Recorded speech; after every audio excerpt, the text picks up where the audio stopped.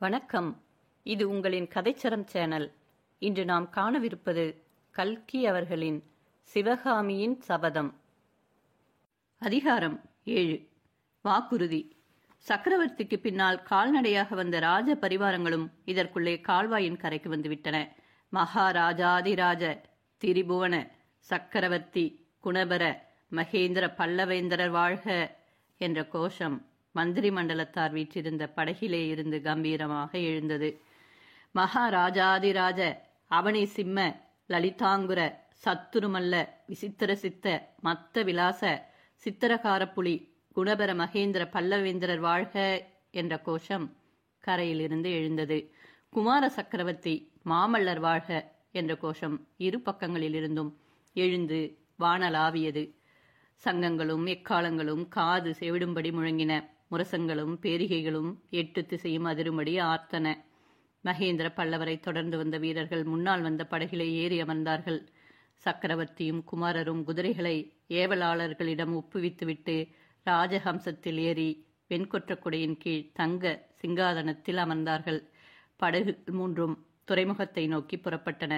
வாத்திய முழக்கங்கள் நின்றதும் சக்கரவர்த்தி தம் குமாரரை பார்த்து, நரசிம்மா, நான் உன்னிடம் வாக்குறுதி கேட்பதே உனக்கு விந்தையாக இருக்கும். அதற்கு நீ உடனே மறுமொழி கூறாததும் நியாயம்தான். விஷயம் இன்னதென்று தெரிந்து கொள்ளாமல் எந்த வாக்குறுதியும் கொடுக்கக்கூடாது. ராஜ்யம் ஆளும் பொறுப்பு உடையவர்கள் இதில் சர்வ ஜாக்கிரதையாக இருக்க வேண்டும் என்றார். அதற்காக நான் தயங்கவில்லை அப்பா. தாங்கள் என்னிடம் வாக்குறுதி கேட்க வேண்டுமா என்றுதான் யோசனை செய்து கொண்டிருந்தேன். எனக்கு தாங்கள் கட்டளையிடுவதுதானே முறை. தங்கள் விருப்பத்திற்கு மாறாக எப்போதாவது நான் நடந்ததுண்டா? இந்த வார்த்தைகள் குமார சக்கரவர்த்தி இருதயபூர்வமாக கூறியவை. ஆகையால் அவருடைய நா தழுத்தழுத்தது. மகேந்திரரும் உணர்ச்சி மிகுதியினால் சற்று சும்மா இருந்துவிட்டு பிறகு கூறினார், பல்லவசிம்மா, நான் எவ்வளவு கசப்பான கட்டளையிட்டாலும் நீ நிறைவேற்றுவாய் என்று எனக்கு தெரியும். ஆனாலும் காரியத்தின் முக்கியத்தை கருதி உன்னிடம் வாக்குறுதி பெற வேண்டியிருக்கிறது. அதற்கு முன்னால் நான் உனக்கு சில முக்கியமான விஷயங்களை சொல்லியாக வேண்டும். நாளை மறுநாள் நான் வடக்கே போர் முனைக்கு கிளம்புகிறேன். எப்போது திரும்பி வருவேன் என்று சொல்வதற்கில்லை. அப்பா, என்ன சொல்கிறீர்கள்? போர் முனைக்கு தாங்கள் கிளம்புகிறீர்களா? என்னை இங்கே விட்டுவிட்டா என்று மாமல்லர் ஆத்திரத்துடன் கேட்டார். நான் சொல்ல வேண்டியதையெல்லாம் சொல்லிவிடுகிறேன் நரசிம்மா. பிறகு நீ கேட்க வேண்டியதெல்லாம் கேட்கலாம் என்று சக்கரவர்த்தி கூறியதும் நரசிம்மர் மௌனமாக இருந்தார். மகேந்திரர் பிறகு கூறினார், இந்த பிரதானமான பல்லவ சாம்ராஜ்யத்தில் யுத்தம் என்று நடந்து வெகுகாலம் ஆகிவிட்டது. 25 ஆண்டுகளுக்கு முன்னால் நான் இந்த ராஜ்யத்தின் பொறுப்பை ஏற்றுக்கொண்டேன். பிறகு இதுவரை யுத்தம் என்பதே நடக்கவில்லை. என் தந்தை சிம்ம விஷ்ணு மகாராஜாவின் காலத்திலும் பெரிய யுத்தம் நடந்தது கிடையாது. அவருடைய ஆட்சியின் ஆரம்பத்தில் சோழ நாட்டுக்கும் பாண்டிய நாட்டுக்கும் நடுவில் புல்லுருவியைப் போல கிளம்பியிருந்த கலப்பர வம்சத்தை நிர்மூலம் செய்து உறையூர் சிம்மாசனத்தில் சோழ வம்சத்தை நிலைநாட்டினார். அதன் பிறகு பல்லவ சைனியங்களுக்கு வேலையே இருக்கவில்லை. இப்போதுதான் முதலாக என் காலத்தில் யுத்தம் வந்திருக்கிறது. இதை என் இஷ்டப்படி நடத்துவதற்கு மந்திரி மண்டலத்தாரின் அனுமதி கோரப் போகிறேன். அதற்கு நீயும் அனுமதி கொடுக்க வேண்டும். இந்த யுத்தத்தில் வெற்றியோ தோல்வியோ எது நேர்ந்தாலும் என் தலையோடு போகட்டும். உனக்கு அதில் பங்கு வேண்டியதில்லை. இத்தனை நேரம் பொறுமையுடன் இருந்த நரசிம்மர் இப்போது குறுக்கிட்டு, அப்பா, தோல்வி என்ற வார்த்தையை ஏன் சொல்லுகிறீர்கள்? யுத்தத்தில் நாம் அடைய வேண்டியது வெற்றி அல்லது வீரமரணம்தானே. அதில் எனக்கு பங்கு எப்படி இல்லாமல் போகும் என்று கேட்டார். வீர பல்லவ குலத்துக்கு உகந்த வார்த்தை கூறினாய் நரசிம்மா. வெற்றி அல்லது வீரமரணம்தான் நமது குலதர்மம். ஆனால் வீரமரணத்தை நாம் 2 பேரும் சேர்ந்தாற் போல தேடி அடைய வேண்டியதில்லை. ஒருவர் செய்த தவறுகளை திருத்த இன்னொருவர் உயிர் வாழ வேண்டுமல்லவா? ஒருவருக்காக பழிவாங்குவதற்கு இன்னொருவர் இருக்க வேண்டுமல்லவா? அப்பா, போர் முனையிலிருந்து ஏதோ ரொம்பவும் கெடுதலான செய்தி வந்திருக்கிறது. அதனால்தான் இப்படியெல்லாம் தாங்கள் பேசுகிறீர்கள். ஆம் குழந்தாய், கெடுதலான செய்திதான் வந்திருக்கிறது. கங்கபாடி படை புலிகேசிக்கு பணிந்து விட்டது நரசிம்மா. வாதாபி சைனியம் வடபெண்ணையை நோக்கி விரைந்து முன்னேறி வந்து கொண்டிருக்கிறது. இவ்வளவுதானே அப்பா? துடை நடுங்கி துர்விநீதனிடம் அது நாம் எதிர்பார்க்கக்கூடியதுதான். அதனால் என்ன? வடபெண்ணை கரையில் நமது வடக்கு மண்டலத்து சைனியம் அணிவகுத்து நிற்கிறதல்லவா? வேங்கியிலிருந்து என் மாமன் பெரும் படையுடன் கிளம்பி வருகிறார் அல்லவா? நரசிம்மா, வேங்கி சைனியம் நமக்கு உதவிக்கு வராது. புலிகேசியின் சகோதரன் விஷ்ணுவர்தன் இன்னொரு பெரும் படையுடன் வேங்கியை நோக்கி போய்க் கொண்டிருக்கிறானாம். ஆஹா, வாதாபி சைனியம் அவ்வளவு பெரிதா? நாம் மட்டும் ஏன் என்று மாமல்லர் ஆரம்பித்து இடையில் நிறுத்திய போது அவருடைய குரலில் ஏமாற்றம் துணித்தது. அது என் தவறுதான் நரசிம்மா. என் வாழ்நாளில் இப்படிப்பட்ட ஒரு யுத்தம் வரும் என்று நான் எதிர்பார்க்கவே இல்லை. போர்க்கலையில் கவனம் செலுத்த வேண்டிய காலத்தை எல்லாம் ஆடலிலும் பாடலிலும் சிற்பத்திலும் சித்திரத்திலும் கழித்து விட்டேன். அதனால் என்னப்பா, சற்று முன்னால் ஆயனர் சொன்னாரே, உலகத்தில் எத்தனையோ சக்கரவர்த்திகள் இருந்தார்கள், மறைந்தார்கள். அவர்களுடைய பெயர்களை கூட உலகம் மறந்து போய்விட்டது.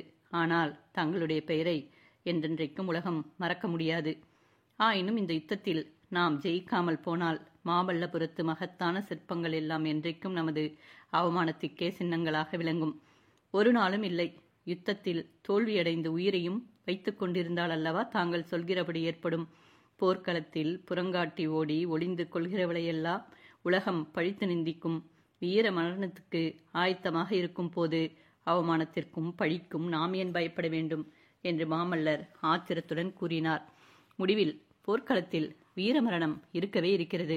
ஆனால் அதற்கு முன்னால் நம் பகைவர்களை வேரோடு அழித்து வெற்றியடையவே பார்க்க வேண்டும் அல்லவா? அது அப்படி அசாத்தியமான காரியமில்லை. அவகாசம் மட்டும்தான் வேண்டும். வாதாபி மன்னன் யுத்த தந்திரத்தை நன்கு அறிந்திருக்கிறான் நரசிம்மா. ஆனாலும் முடிவில் அவனை முறியடித்து நாம் வெற்றி மாலை சூடுவோம், சந்தேகமில்லை. இதற்கு உன்னுடைய பூரண உதவி எனக்கு வேண்டும். நான் சொல்லுவது உனக்கு பிடித்தாலும் பிடிக்காவிட்டாலும் அதன்படி நடக்க வேண்டும். நரசிம்மர் மிக உணர்ச்சியோடும் உருக்கத்தோடும் தழுதழுத்த குரலில், அப்பா, என்னிடம் தாங்கள் உதவி கோர வேண்டுமா? தாங்கள் என் அன்புக்குரிய அருமை தந்தை மட்டுமல்ல, என் உடல் பொருள் ஆவிக்கு உரிமையுடைய அரசர். எனக்கு எப்பேற்பட்ட கட்டளையையும் இடுவதற்கு அதிகாரமுள்ள பல்லவ சாம்ராஜ்யத்தின் பிரதம சேனாதிபதி. எவ்வளவு கசப்பான கட்டளை வேண்டுமானாலும் இடுங்கள், நிறைவேற்ற காத்திருக்கிறேன் என்றார். மகேந்திரர் சற்று மௌனமாக இருந்தார். அப்போது கீழ்த்திசையில் சிறிது தூரத்தில் கடற்கரை துறைமுகத்தின் காட்சி தென்பட்டது. கப்பல்களின் மேல் கம்பீரமாக பறந்த ரிஷப கொடிகள் வானத்தை மறைத்தன. சற்று தென்புறத்தில் நெடுந்தூரம் பரவி நின்ற மாமல்லபுரத்து குன்றுகள் காட்சியளித்தன. சிறிது நேரம் அந்த காட்சியில் கவனம் செலுத்திக் கொண்டிருந்த மகேந்திரர் சட்டென்று நரசிம்மரின் பக்கம் திரும்பி, மாமல்லா, நாளை மறுநாள் நான் போர்க்களத்துக்கு கிளம்புகிறேன் என்று சொன்னேன் அல்லவா? போர்க்களத்தில் இருந்து திரும்பி வந்து இந்த மாமல்லபுரத்தில் நாம் ஆரம்பித்த சிற்ப வேலை பூர்த்தியாவதை காண்பேன் என்ற நம்பிக்கை எனக்கு இருக்கிறது என்றார். நரசிம்மர் மௌனமாக இருக்கவே மகேந்திரர் மேலும் கூறினார், அப்படி ஒருவேளை நான் திரும்பி வராவிட்டால் இந்த சிற்பப் பணியை நீதான் தொடர்ந்து நடத்தி பூர்த்தி செய்ய வேண்டும். இந்த வாக்குறுதியை தானா என்னிடம் கோரினீர்கள் என்று மாமல்லர் வெடுக்கென்று கேட்டபோது அவருடைய குரலில் ஆத்திரமும் வெறுப்பும் தொனித்தன. இல்லை, அதை கேட்கவில்லை. நான் ஒருவேளை போர்க்களத்திலிருந்து திரும்பி வராவிட்டால் எனக்காக நீ பழிக்கு பழி வாங்க வேண்டும். புலிகேசியின் படையெடுப்பினால் பல்லவ சாம்ராஜ்யத்திற்கு ஏற்பட்ட அவமானத்தையும் பழியையும் துடைக்க வேண்டும். அது என் கடமையாயிற்றே. கடமையை நிறைவேற்றுவதற்கு வாக்குறுதி வேண்டுமா? குமாரா, அவ்விதம் பழிக்கு பழி வாங்குவதற்காக நீ உன் உயிரை பத்திரமாக காப்பாற்றிக் கொள்ள வேண்டும். நரசிம்மர் மௌனமாக இருந்தார். இன்னும் ஏதோ வரப்போகிறதென்று அவர் கவலையுடன் எதிர்பார்த்ததாக தோன்றியது. குழந்தாய், சென்ற 500 ஆண்டு காலமாக வாழையடி வாழையாக வந்திருக்கும் இந்த பல்லவ குலம் இனியும் நீடிப்பது உன் ஒருவனையே பொறுத்திருக்கிறது. உன்னிடம் நான் கேட்கும் வாக்குறுதி இதுதான். நான் திரும்பி வரும் வரையில், அல்லது நான் திரும்பி வரமாட்டேன் என்று நிச்சயமாக தெரியும் வரையில் நீ காஞ்சி கோட்டையிலேயே இருக்க வேண்டும். எக்காரணத்தை முன்னிட்டும் கோட்டைக்கு வெளியே வரக்கூடாது. இதோ என் கையை தொட்டு சத்தியம் செய்து கொடு என்று கூறி மகேந்திரர் தமது வலது கரத்தை நீட்டினார். நரசிம்மர் அவருடைய நீட்டிய கையை தொட்டு, அப்படியே ஆகட்டும் அப்பா, தாங்கள் திரும்பி வரும் வரையில் காஞ்சி கோட்டையிலேயே இருப்பேன் என்றார். திடீரென்று தூரத்தில் சமுத்திரம் ஹோ என்ற ஆங்காரத்துடன் இறையும் பேரொளி கேட்டது. மாமல்லரின் உள்ளத்திலும் ஆர்களியின் அலைகளைப் போல எத்தனையோ எண்ணங்கள் தோன்றி மறைந்தன. கடல் தந்த குழந்தை. பல்லாயிரம் ஆண்டுகளுக்கு முன்னால் காஞ்சி ராஜ்யத்தின் பிரதான ராஜவம்சம் சந்ததி இல்லாமல் முடிவடைந்தது. மன்னன் இல்லாத மண்டலம் பாழாக போய்விடுமே, அரசன் இல்லாத நாட்டில் குடிகள் எல்லையற்ற துன்பங்களுக்கு உள்ளாவார்களே என்று தேசத்தின் பெரியோர்கள் ஏங்கினார்கள். அப்போது அருளாளரான ஒரு மகான் மக்களை பார்த்து, கவலை வேண்டாம், காஞ்சி ராஜ்யத்திற்கு ஒரு மன்னனை கடல் கொடுக்கும். இதை நான் கனவில் கண்டேன் என்றார். அது முதல் அந்நாட்டில் கடற்கரையோரத்தில் காவல் போட்டு வைத்திருந்தார்கள். ஒரு நாள் கடற்கரையோரமாக கப்பல் ஒன்று வந்தது. அது எந்த நாட்டு கப்பலோ எங்கிருந்து வந்ததோ தெரியாது. கரையில் இருந்தவர்கள் பார்த்து கொண்டிருக்கையிலேயே திடீரென்று கொடிய புயற்காற்று வீசுகிறது. ஊழிக்காலம் வந்துவிட்டதோ என்று தோன்றும்படி கடல் கொந்தளிக்கிறது. கரையோரமாக வந்த கப்பல் அப்படியும் இப்படியுமாக ஆடுகிறது. கப்பலின் கொடிமரங்கள் சின்னாபின்னமாகின்றன. ஆ, என்ன பயங்கரம்! தயிரை கடையும் மத்தை போல கப்பல் சுழலுகிறதே, சுழன்று சுழன்று. அடடா, அதோ கவிழ்ந்து விட்டதே! புயற்காற்றின் கோரமான ஊளை சத்தத்துடன் கப்பலில் உள்ளோர் அழுகுரலும் கலக்கின்றதே. கப்பல் கவிழ்ந்து கடலுக்குள் மூழ்கிற்றோ இல்லையோ, சொல்லி வைத்தாற் போல காற்றும் நிற்கிறது. அதுவரை கரையிலே நின்று செயலற்று பார்த்து கொண்டிருந்தவர்கள் இப்பொழுது பரபரப்பு அடைகிறார்கள். படகுகளும் கட்டுமரங்களும் கடலில் விரைவாக தள்ளப்படுகின்றன. கப்பலில் இருந்தவர் யாராவது தெய்வாதீனமாக உயிருடன் கடலில் மிதந்தால் அவர்களை காப்பாற்றி கரை சேர்ப்பதற்காக படகுகளும் கட்டுமரங்களும் விரைந்து செல்கின்றன. படகோட்டிகளும் மீன் பிடிக்கும் வலைஞர்களும் பாய்ந்து செல்கிறார்கள். அத்தனை படகோட்டிகளிலும் வலைஞர்களிலும் அதிர்ஷ்டசாலி ஒருவன் இருக்கிறான். அதிர்ஷ்டம் அவனை தேடிக்கொண்டு வருகிறது. ஆனால் அவனுக்கு மட்டும் வந்த அதிர்ஷ்டமல்ல, அது நாட்டுக்கே வந்த அதிர்ஷ்டம். நாட்டு மக்கள் செய்த நல்வினையினால் வந்த அதிர்ஷ்டம். நீலக்கடலின் அலைமேல் சூரியன் மிதக்கிறானா என்ன? இல்லை, சூரியன் இல்லை, சின்னஞ்சிறு குழந்தை அது. பலகையிலே சேர்த்து பீதாம்பரத்தினால் கட்டப்பட்டிருக்கிறது. அக்குழந்தையின் முகத்திலே அவ்வளவு பிரகாசம், அத்தனை தேஜஸ். ஆனால் குழந்தைக்கு உயிர் இருக்கிறதா? ஒருவேளை? ஆஹா, இருக்கிறது, உயிர் இருக்கிறது. புயலுக்கு பின் அமைதியடைந்த கடலில் லேசாக கிளம்பி விழும் இளம் அலைகளின் நீர்த்துளிகள் குழந்தையின் முகத்தில் விழும்பொழுது அது கலுக்கென்று சிரிக்கிறது. படகோட்டி அடங்காத ஆர்வத்துடன் அந்த பலகையின் அருகில் படகை செலுத்துகிறான். குழந்தையை தாவி எடுத்து கட்டை அவிழ்த்து மார்போடு அணைத்து மகிழ்கிறான். அவனுடைய மார்பின் ரோமங்கள் குத்திய காரணத்தினால் குழந்தை அழுகிறது. படகோட்டி படகுக்குள்ளே பார்க்கிறான். அங்கே கப்பலில் இருந்து இறக்கும் பண்டங்களை கட்டுவதற்காக அவன் அன்று காலையில் கொண்டு வந்து போட்ட தொண்டை கொடிகள் கிடைக்கின்றன. அக்கொடிகளை இலைகளோடு ஒன்று சேர்த்து குவித்து படுக்கையாக அமைக்கிறான். கொடிகளின் நுனியில் இருந்த இளம் தளிர்களை பிய்த்து எடுத்து மேலே தூவி பரப்புகிறான். அந்த இளம் தளிர் படுக்கையின் மீது குழந்தையை கிடத்துகிறான். குழந்தை படகோட்டியை பார்த்து குறுநகை புரிகிறது. படகு கரையை நோக்கி விரைந்து செல்கிறது. கரையை நெருங்கும் போதே படகோட்டி கூச்சலிட்டு குதூகலிப்பதைக் கண்டு அந்த படகில் ஏதோ விசேஷம் இருக்கிறது என்று கரையிலே நின்றவர்கள் அறிந்து கொள்கிறார்கள். படகு கரையோரத்தை அடைகிறது. கரையில் நின்ற ஜனங்கள் திரண்டு வந்து படகை சூழ்கிறார்கள். தீர்க்க தரிசனம் கூறிய மகானும் வருகிறார். வந்து குழந்தையை பார்க்கிறார். பார்த்துவிட்டு, நான் கனவிலே கண்ட புதிய காஞ்சி மன்னன் இவன்தான். இவனுடைய சந்ததியார் காஞ்சி சிம்மாசனத்தில் வீற்றிருந்து 1000 ஆண்டு அரசாளப் போகின்றனர் என்று கூறுகிறார். ஜனங்கள் ஆராவரிக்கிறார்கள். திரைக்கடல் அளித்த தெய்வ குழந்தைக்கு அப்பெரியவர் இளந்திரையன் என்று பெயரிடுகிறார். தொண்டை கொடியின் மீது கண் வளர்ந்தபடியால் தொண்டைமான் என்ற பெயரும் இவனுக்கு பொருந்தும். இவனால் இனி காஞ்சி ராஜ்யத்திற்கு தொண்டை மண்டலம் என்ற பெயர் வழங்கும் என்னும் தீர்க்க தரிசனமும் அவர் அருள்வாக்கிலிருந்து வெளிவருகிறது. வடமொழி புலவர் ஒருவர் இளம் தளிர்களின் மீது கிடக்கும் குழந்தையை பார்த்துவிட்டதற்கு பல்லவராயன் என்று நாமகரணம் செய்கிறார். அதை தமிழ் புலவர் ஒருவர் போத்தரையன் என்று பெயர்த்து கூறுகிறார். கவிஞர்கள் வருகிறார்கள். கடல் தந்த குழந்தையை பற்றி அழகான கற்பனைகளுடன் கவிதைகள் புனைகிறார்கள். இந்த திரைக்கடல் ஏன் இப்படி ஆர்ப்பரிக்கிறது தெரியுமா? திரையனை நான் பயந்தேன் என்று பெருமிதத்தினால்தானோ என்று ஒரு கவிராயர் கூறிய பொழுது ஆர்கலியனாது தனது அலைக்கைகள் 1000 கொட்டி ஆராவரத்துடன் ஆமோதிக்கிறது. பிற்காலத்தில் வந்த தமிழ் புலவர்களுக்கு பல்லவ குலத்தை கடல் தந்ததாக கூறி விட்டுவிட மனம் வரவில்லை. கடல் தந்த குழந்தை உண்மையில் தமிழகத்தின் அனாதியான சோழ வம்சத்து குழந்தைதான். சோழ குலத்து ராஜகுமாரன் ஒருவன் கடற்பிரயாணம் செய்வதற்காக சென்று மணிப்பல்லவம் என்னும் தீவை அடைந்து அந்நாட்டு அரசன் மகள் பீலி வளையை காதலித்து மணந்து கொண்டான். அவர்களுக்கு ஒரு குழந்தையும் பிறந்தது. அந்த அரசனும் குமரன் தன் மனைவியோடும் குழந்தையோடும் தாய் நாட்டிற்கு திரும்பி வந்தபோது கப்பலுக்கு விபத்து நேர்ந்தது. விபத்தில் தப்பி பிழைத்து வந்த குழந்தை அவனைதான் பல்லவ குலத்தை தோற்றுவித்த தொண்டைமான் இளந்திரையன் என்று கற்பனை செய்து கூறுகிறார்கள்.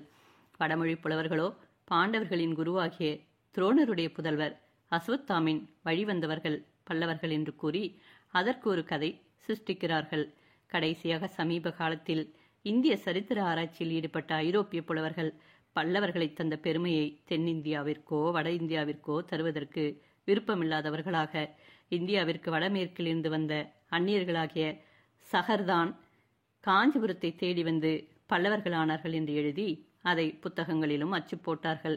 நம் பழம் புலவர்களின் கதைகளை எல்லாம் கற்பனை என்று தள்ளிய நம்மவர்களோ மேற்படி நவீன ஐரோப்பிய புலவர்களின் வாக்கை வேத வாக்காக ஒப்புக்கொண்டு பல்லவர்கள் அந்நியர்களே என்று சத்தியம் செய்தார்கள்.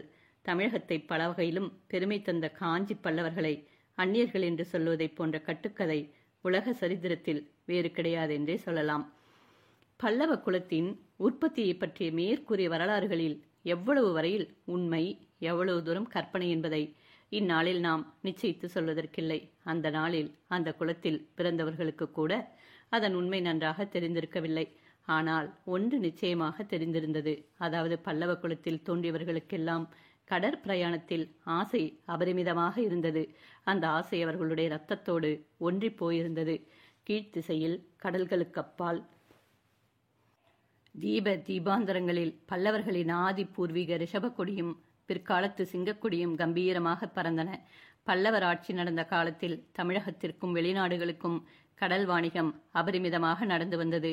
கப்பல்கள் வந்து நிற்பதற்கும் பண்டங்களை இறக்கி ஏற்றிக்கொள்வதற்கும் கீழ்கடற்கரையோரமாக பல துறைமுகங்கள் ஏற்பட்டிருந்தன.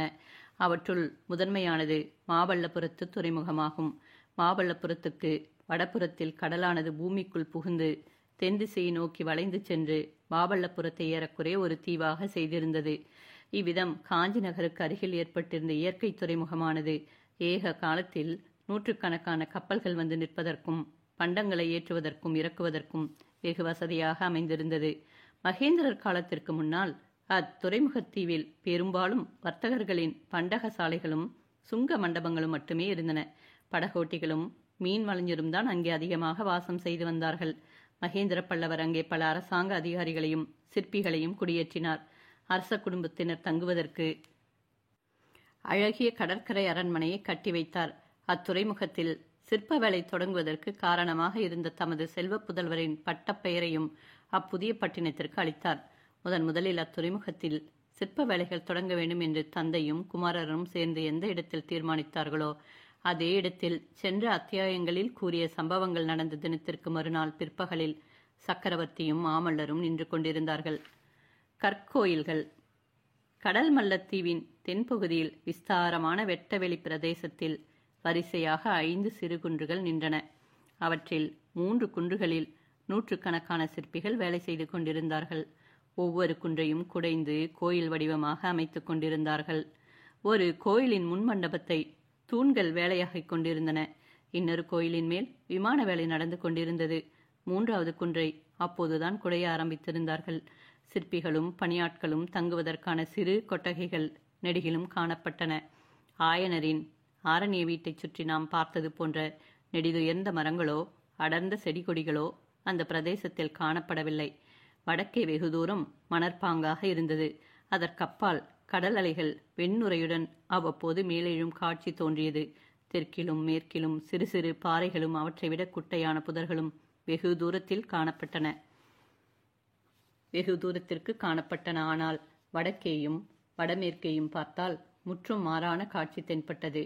வானளாவிய பெரிய கட்டடங்களும் அவற்றின் இடையிடையே நெடிய தென்னை மரங்களும் காட்சியளித்தன. இன்னும் அப்பால் நூற்றுக்கணக்கான கப்பல்களின் பாய்மரத்து உச்சிகளிலே வரிசை வரிசையாக ரிஷப கொடிகள் காற்றிலே அசைந்தாடி கொண்டிருந்தன. சிற்ப வேலை நடந்து கொண்டிருந்த குன்றுகளுக்கு மத்தியில் ஒரு கல்யாணை கம்பீரமாக நின்றது. அதன் பின்னால் இன்னும் கம்பீரமாக அலங்கரிக்கப்பட்ட பல்லவ சாம்ராஜ்யத்தின் பட்டத்து யானை நின்றது. யானை மீது வந்த சக்கரவர்த்தியும் அவருடைய குமாரரும் கீழே இறங்கி கல்யாணையின் அருகில் சென்றார்கள். அவர்கள் மீது வெயில் படாமல் ஒரு விசாலமான வெண்குடையை பணியாட்கள் பிடித்து கொண்டிருந்தார்கள். இதே இடத்தில் 7 ஆண்டுகளுக்கு முன்னால் மகேந்திர சக்கரவர்த்தியும் அவருடைய குமாரரும் வந்து இதே விதமாக நின்றதுண்டு. ஆனால் அங்கு நின்ற குன்றுகளும் பாறைகளும் அப்போது மொட்டை குன்றுகளாகவும் மொட்டை பாறைகளாகவும் இருந்தன. அப்பா, அந்த பாறையின் நிழலை பாருங்கள், அது யானையைப் போல இல்லையா என்றான் பல்லவ குலம் தழைக்க வந்த நரசிம்மவர்மன். அவன் சுட்டிக்காட்டிய நிழலை சக்கரவர்த்தி பார்த்தார். ஆஹா என்று அவர் வாயிலிருந்து புறப்பட்ட வியப்பொலியில் விவரிக்க முடியாத பல உணர்ச்சிகள் தொனித்தன. சற்று நேரம் மகேந்திரர் சிந்தனையில் ஆழ்ந்து வெளி உலக பிரங்கையே இல்லாதவராக நின்றார். பிறகு நரசிம்மனை தழுவிக்கொண்டு, குழந்தாய், எப்பேற்பட்ட அதிசயமான உண்மையை நீ கண்டுபிடித்து கூறினாய். நீ கூறிய வார்த்தையின் மகிமை முழுவதும் உனக்கே தெரிந்திராது என்றார். 12 பிராயத்து சிறுவனான நரசிம்மன் மேலும் உற்சாகத்துடன், அப்பா, அதோ அந்த குன்றின் நிழலை பாருங்கள், கோயில் மாதிரி இல்லையா என்றான். ஆமாம் நரசிம்மா, ஆமாம், அந்த குன்றின் நிழல் கோயில் மாதிரிதான் இருக்கிறது. அதை கோயிலாகவே செய்து விடுவோம்.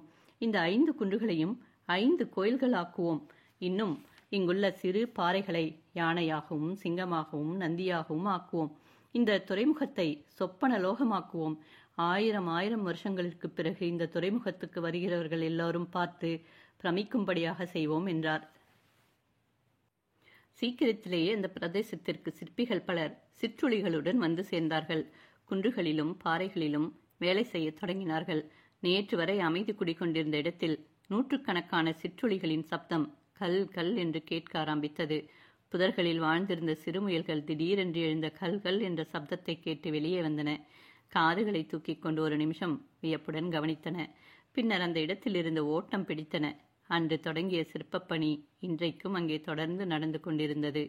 சக்கரவர்த்தியும் மாமல்லரும் அன்றைக்கு நின்ற அதே இடத்தில் இப்பொழுது யானையாகவும் சிங்கமாகவும் ரிஷபமாகவும் உருவெடுத்த பாறைகளுக்கு அருகில் நின்று கொண்டிருந்தார்கள். நரசிம்மா, இந்த யுத்தம் இப்போது வந்ததில் எனக்கு பல வகையில் சந்தோஷம்தான். ஆனால் இந்த கற்கோயில்களின் வேலை ஒருவேளை தடைபட்டு விடுமோ, என் காலத்தில் இந்த திருப்பணி பூர்த்தியாகாமற் போகுமோ என்று மட்டும் கவலையாக இருக்கிறது. வடக்கே கன்னியாகுப்ஜத்தில் ஹர்ஷவர்த்தனர் வருஷந்தோறும் நடத்தும் உற்சவத்தை பற்றி தெரியுமல்லவா நரசிம்மா? தெரியும் அப்பா. சிவபெருமானுக்கும் சூரிய நாராயணமூர்த்திக்கும் புத்தர் பெருமானுக்கும் அவர் 3 கோயில்கள் எடுத்திருக்கிறார். அந்த 3 கோயில்களிலும் வருஷந்தோறும் உற்சவம் நடத்துகிறார். 3 மதத்தை சேர்ந்த பிரஜைகளும் வந்து ஒரே சமயத்தில் உற்சவம் கொண்டாடுகிறார்கள் என்று கேள்விப்பட்டிருக்கிறேன். மாமல்லா, ஹர்ஷவர்த்தனர் இந்த பல்லவ சாம்ராஜ்யத்தை காட்டிலும் எவ்வளவோ பெரிய ராஜ்யத்தை ஆள்கிறார். அவருடைய செல்வமோ நம்முடையதை விட பன்மடங்கு அதிகமானது. அவருடைய புகழ் இன்றைக்கு உலகமெல்லாம் பரவி இருக்கிறது. ஆனால் என்னுடைய உத்தேசம் மட்டும் நிறைவேறுமானால் ஹர்ஷவர்த்தர் மட்டுமல்ல, இந்த பாரத வருஷத்தில் இதுவரையில் எந்த அரசரும் சக்கரவர்த்தியும் அடையாத கீர்த்தியை பல்லவ குலம் அடையும். ஹர்ஷர் தீர்மானித்திருக்கும் கோயில்கள் செங்கல்லினாலும் மரத்தினாலும் ஆனவை. 100 வருஷத்தில் அவை சிதைந்து மறைந்து போய்விடும். ஆனால் இந்த கற்கோயில்களுக்கு அழிவென்பதே கிடையாதல்லவா?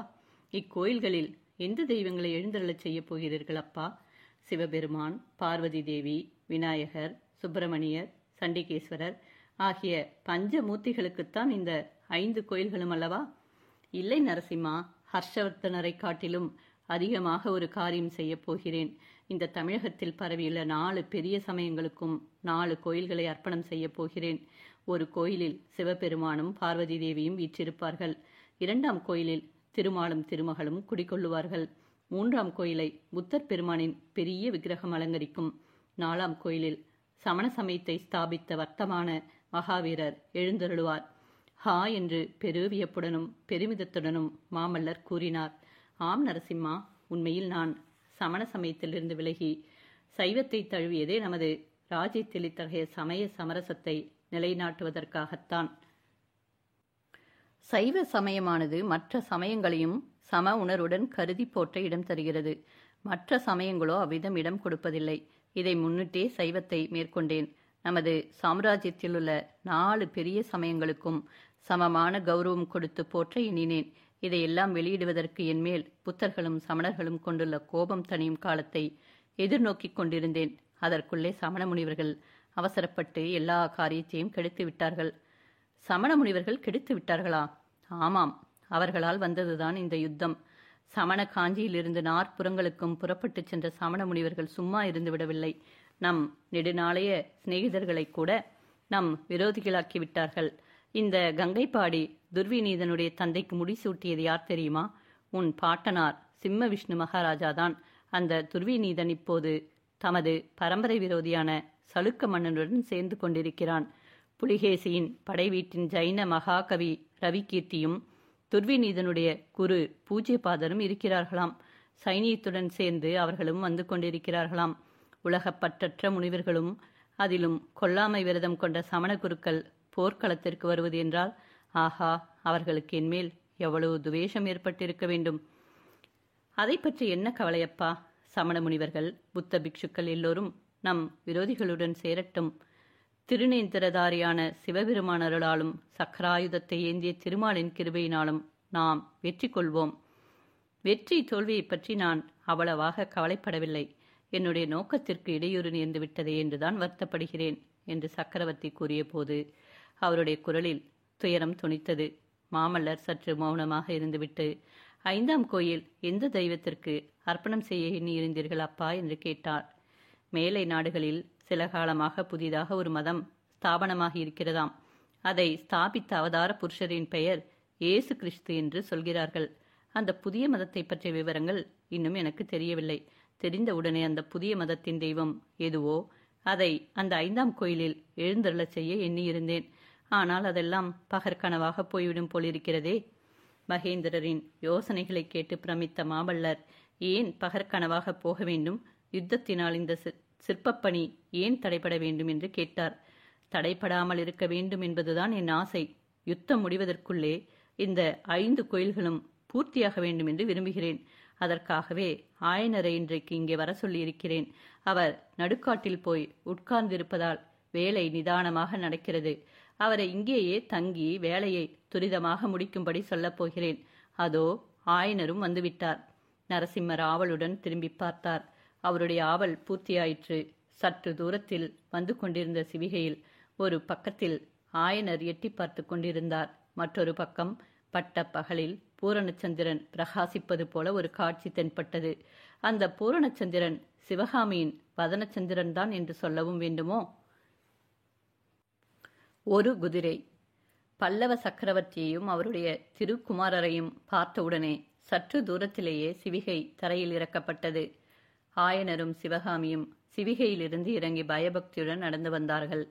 ஆயனரே, வாருங்கள். சிவகாமியையும் அழைத்து வந்தீர்களா? மிகவும் நல்லது.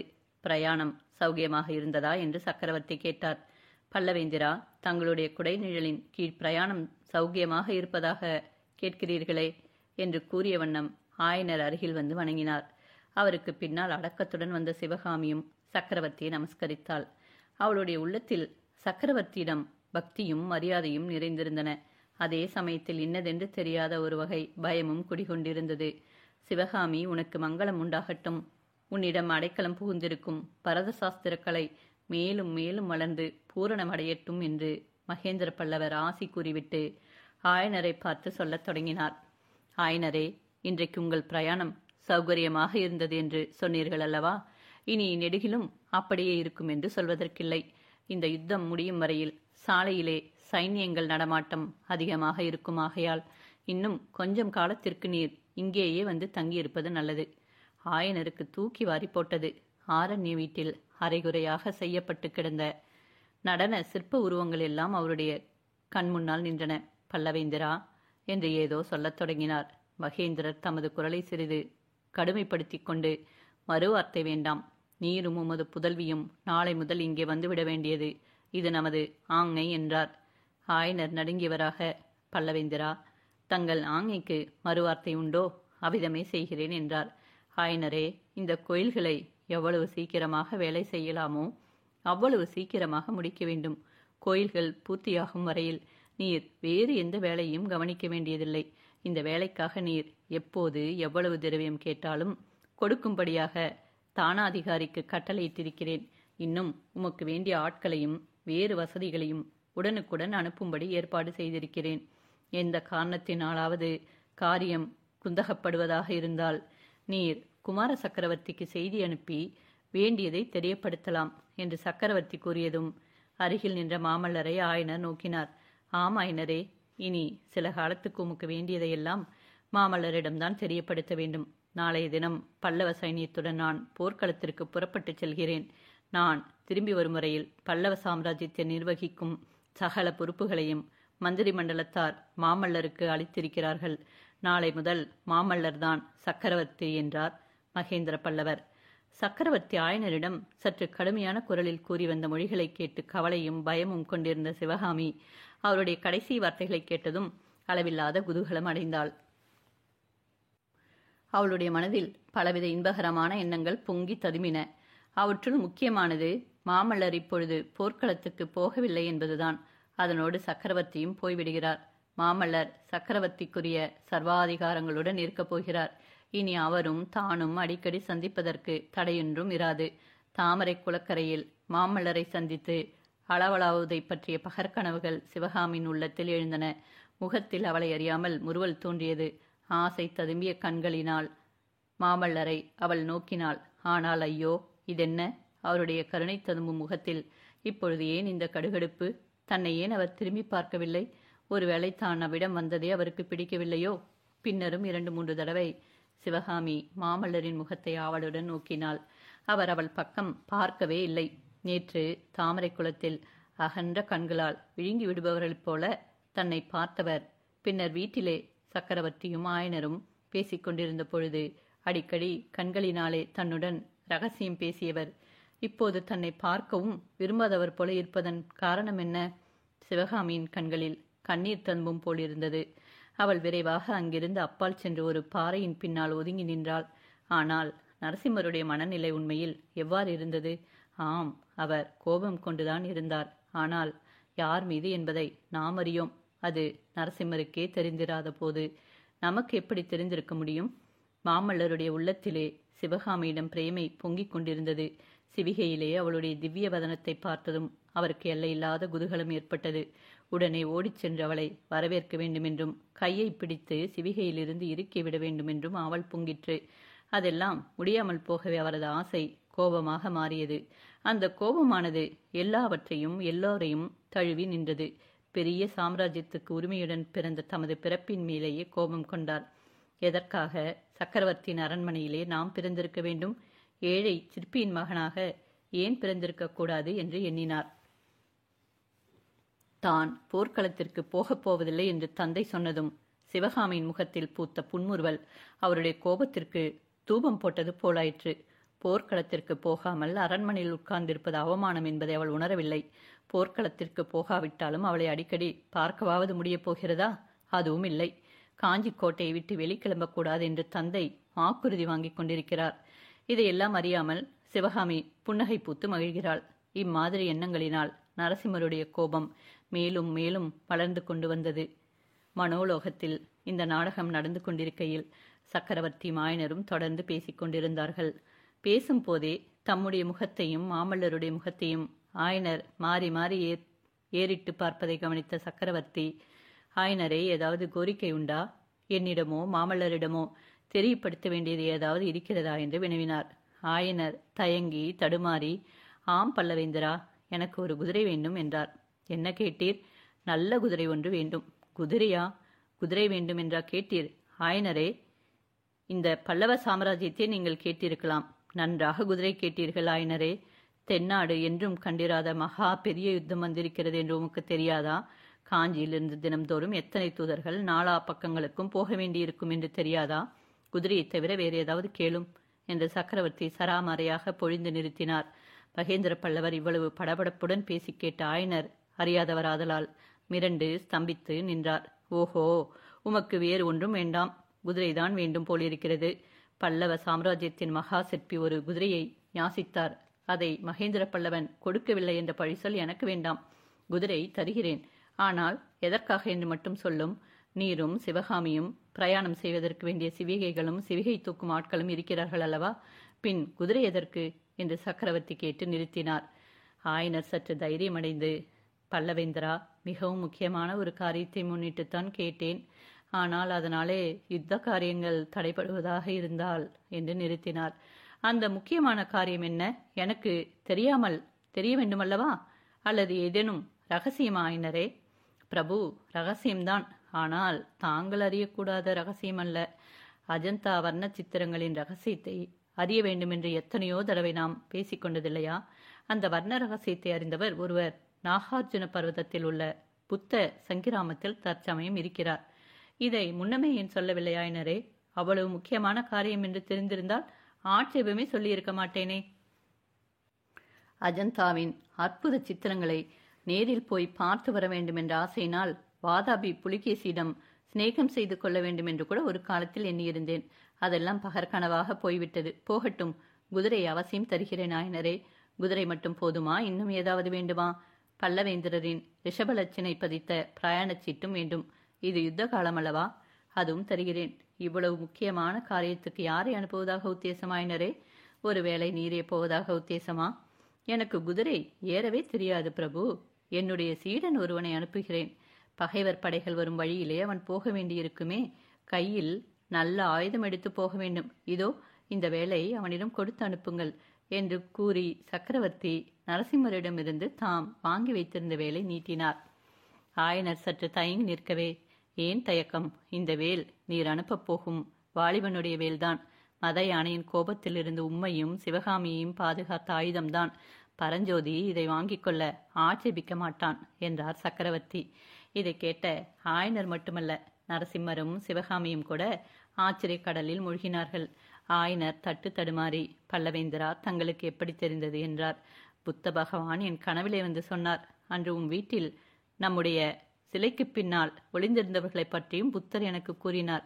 ஆயனரே, பல்லவ சக்கரவர்த்தியின் கண்களுக்கும் காதுகளுக்கும் எட்டாமல் பல்லவ சாம்ராஜ்யத்தில் எதுவும் நடக்க முடியாது என்று உமக்கு தெரியாதா? உடனே ஆயனர் கை கூப்பி வணங்கி, பல்லவேந்திரா, நான் ஏதேனும் தவறு செய்திருந்தால் மன்னிக்க வேண்டும். சித்திரக்கலையில் உள்ள ஆசையினால் இந்த காரியத்தில் இறங்கினேன் என்று தொண்டையடைக்க கூறினார். சிற்பியாரே, அஜந்தா ரகசியத்தை அறிவதில் உமக்கு எவ்வளவு ஆசையோ அவ்வளவு எனக்கும் உண்டு. திவ்யமாக பரஞ்சோதியை அனுப்பி வையும். ஆனால் இதெல்லாம் எனக்கு தெரிந்ததாக அந்த புத்த பிக்ஷுவிடம் மட்டும் சொல்ல வேண்டாம்.